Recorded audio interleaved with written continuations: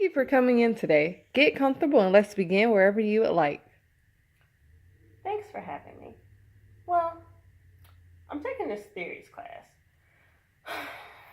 I don't even know where to begin. Tell me about your reactions to reading, studying, analyzing, and reflecting on the various theories over the course of the semester. I guess that's why I'm here. I feel overwhelmed. There were 11 theories covered in one semester. I have no idea how I will remember them all. How will I know which one to apply? Which one is appropriate at that time? Do I just choose one, or can I mix all the theories? They all make very good points. If I had to integrate a few together, I would use Gestalt to help the client recognize how earlier influences are related to their present difficulties. That would bring the client back to the here and now. Then, bam, I would hit them with some choice theory and reality therapy. Ask them what it is that they want. What are you choosing to do about it? Discuss their present behaviors. How can we make a change and commit to that change? And when it's all said and done, calm them with behavior therapies, relaxation methods. How has the theoretical framework impacted your personal life?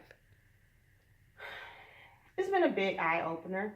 I've only thought of my own perspective of why people behave the way they do, and my perspective was based on my own experiences. But looking at a humanistic or existential perspective, they both have an emphasis on understanding human experiences and a focus on the client rather than the symptom. Starting with the humanistic perspective views human nature as basically good with an inherent potential to maintain healthy, meaningful relationships and to make choices that are in their interests of oneself and others. Then you have the existential therapist, which recognizes that human influences are shaped by biology, culture, and luck. The different theories make you broaden your knowledge on race, ethnicity, gender, sexual orientation, socioeconomic statuses, religion, and so much more.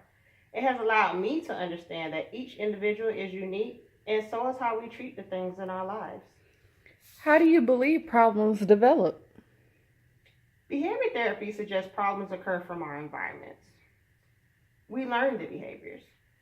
Then cognitive behavior therapy adds individuals tend to incorporate faulty thinking, which leads to emotional and behavioral disturbances. Excuse me, it's been a long day. Then they get stuck due to the internal dialogue and ways of thinking. Do you think this behavior can be changed? Yes, they can change by learning new ways of thinking and acquiring more effective ways of coping with problems. Examine that faulty assumption and misconceptions they have and replace them with effective beliefs. Which theoretical framework do you align with the most?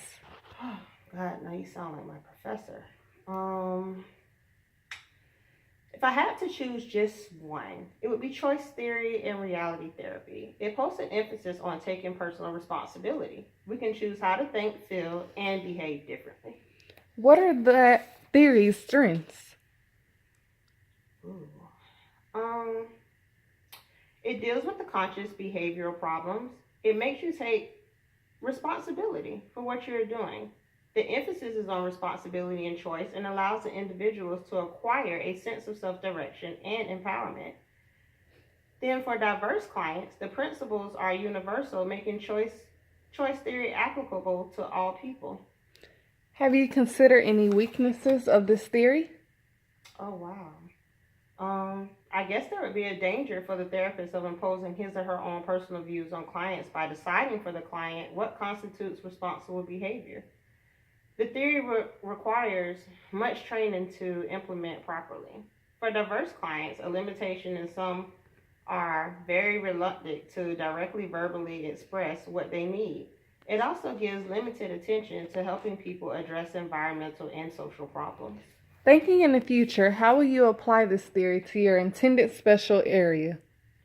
I personally want to work with adolescents. A lot of adolescents run across issues with relationships at home or school with their parents and friends that begin to cause behavioral and emotional problems.